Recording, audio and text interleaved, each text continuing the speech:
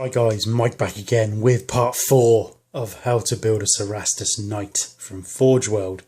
We're motoring along, to be fair, and I didn't want to get too far into it without kind of showing you and giving you helpful tips if there's any along the way. So we've started to build the legs of the Titan basically. Like I said, the instructions are pretty good. So this is the first bit, so it tells you to assemble the torso, which I'll show you in a sec, and then onto the legs. So I mean, I like to build it from the legs up, so I kind of get a feel for how it's going to look when it's finished. So as you know, this is not glued on, so this is still in blue tack. What I've done since I saw you last, so we finished the base. I've drilled a hole, strategically positioned hole, and a bit of threaded rod. You could use anything. This is 5mm thick, just cut to size basically. So I've drilled, I haven't drilled through, I've just drilled into the wooden base, put a load of epoxy down there, and put this bit of rod in basically. Then I drilled a 5mm hole in the bottom of his foot, and then as you can see, that just slots in just to give him a bit of stability when he's on the base, so there's no danger of him falling over. And again, it doesn't need to be very big, it just needs to give him that little bit just so he doesn't fall. So once the rod was in and the foot was on, I could then position the toes, so you can see that the toes touch the base, which obviously makes sense, and this back toe here is kind of curled round the back of the little rock, so he's kind of grasping it as he's kind of striding over. And then so the 4 toes are glued on, this ring was glued on, then the lower leg is glued on, and then the upper leg is clearly glued on, and using blue tack you can then kind of pose him how you think he's going to look. So it's going to be something like that basically. When you're putting the lower leg on, you'll notice, get it round the right way to start off with, because the shin guards go here.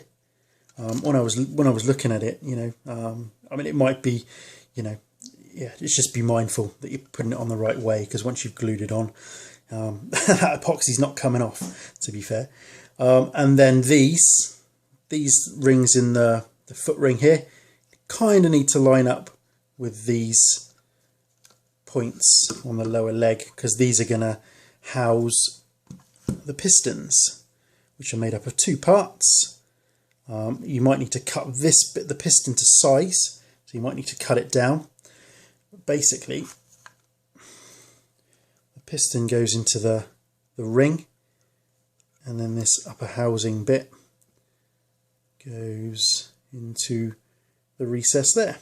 So this piston won't need cutting at all, because it fits, but as we go round, you might see that, so that one's a bit too long, so this piston here will need cutting down slightly. So these are all just slot in and fit in as we go around.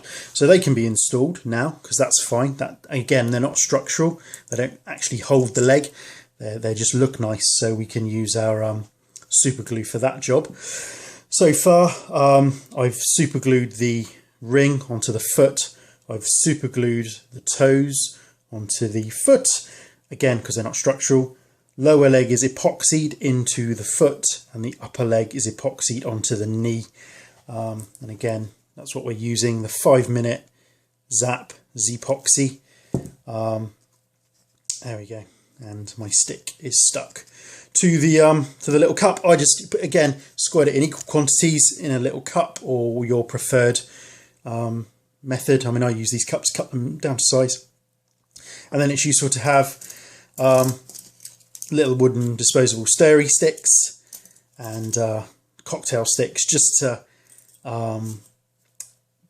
sort of scrape out any resin, epoxy if it's kind of seeped through or anything.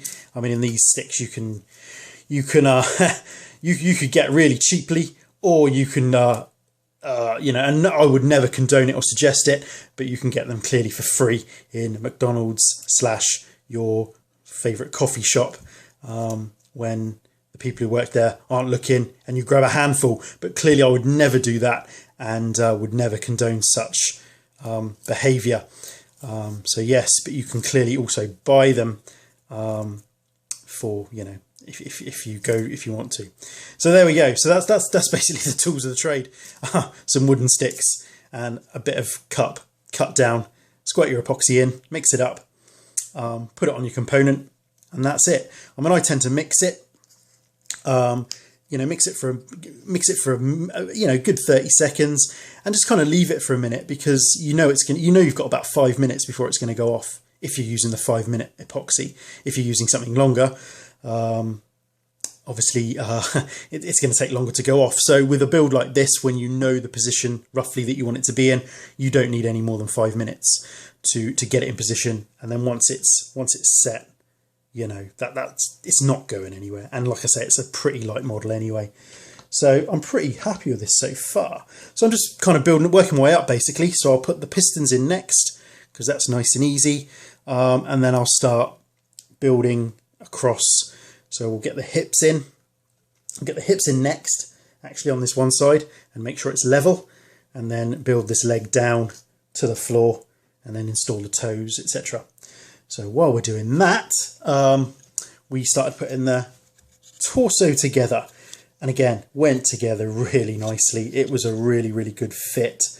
So we have got, again, epoxied this together because it's structural. And you can see the seepage through there. So I'll probably put a little bit too much on. Less is more, to be fair. So we've got the seat, which is the central portion. We've got the two sides, which glued on, and at the same time I glued the back on as well. All connects together beautifully, and it's clearly a solid join. And I also glued on the exhaust stacks, again super glued these on because they're not structural. And that's that bit. Then you need to make a decision, basically, how much painting of the interior do you want to do? Do you want to go all in and paint all this, paint the seat and all the details on the armrests, because we've got our front section here. So this is perfectly feasible to leave this off, because this just goes straight on with no problem whatsoever. So you could paint all this, paint this, and then glue it together. Remembering what I said in the previous video, that you don't want any paint on these sections here where it's going to bond, because this is structural and this is going to hold the head ultimately. So we don't want that falling apart. And then we've got the underside here. So this will be epoxied on ultimately. And then this goes in. So once it's all kind of snapped in place, obviously you can see that the joins are really good, and that's that. So when we're looking at putting this on the model, there we go, that's kind of, you know, there we go. I want the torso to be able to move, so I'm going to magnetize it. I mean, I've had these magnets for a while. I get my magnets off a chap on eBay. He's called Guy's Magnets and goes by Magnets, I think. I mean, I've got a stack of magnets just stuck to my filing cabinet, and just go to them when I fancy using magnets. These are 10mm diameter, 10mm wide by 2mm, and this will support. These are really strong. So what I'm going to do is, I mean, that gap is pretty much 10mm. So that's beautiful. I'm just going to glue that straight in with epoxy. And then this bit here, I'm going to need to drill out the hips, this ball bit here, and drill it down so I can get a 10mm magnet in there.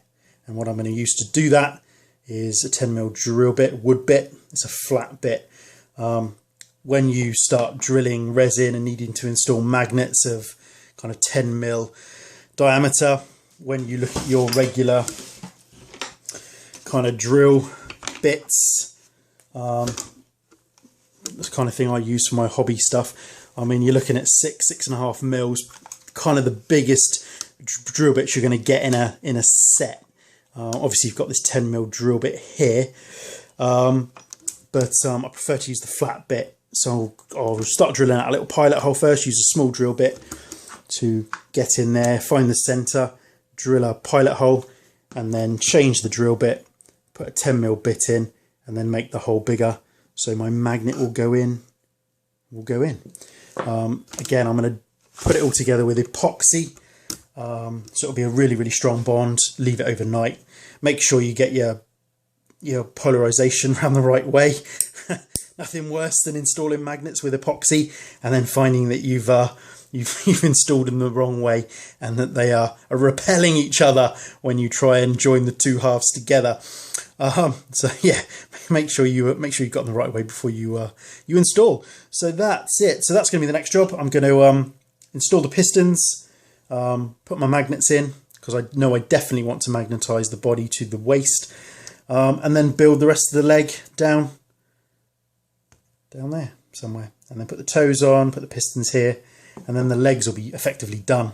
Again, remembering to keep the waist level as we install it, so we don't want it background here clearly, and if we have him too far forward, clearly the body section here, we don't want him over bending like this, or maybe you do. I mean, you know, it's up to you, but you know, I kind of want him up here sort of twisting round.